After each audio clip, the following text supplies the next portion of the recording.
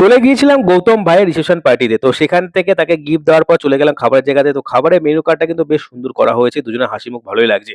তো চটপট কিন্তু খাবারের টেবিলে চলে আসলো পাতা আর জল আর তারপরে কিন্তু চলে আসলো গরম, গরম ভেজিটেবল। তবে হ্যাঁ, এই বিয়ে-বাড়িতে খেয়ে কিন্তু বেশ অন্যরকম নস্টালজিয়া হয়ে পড়লাম। কেন পড়লাম সেটা পরে জানাচ্ছি। তো তারপরে চলে আসলো কিন্তু একদম সালাড আর তারপরে চলে আসলো কিন্তু সস, যেটা আমি খুব একটা খাই না।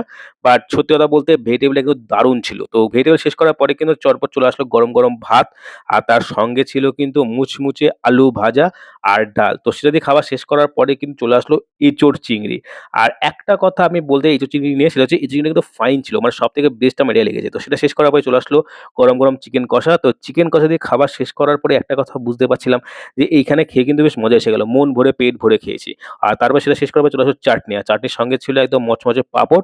আর পাঁপড় দিয়ে খাওয়া শেষ করার পর কিন্তু চলে আসলো খেজুরের রসগোল্লা আর সঙ্গে ছিল কালাকাঁদ।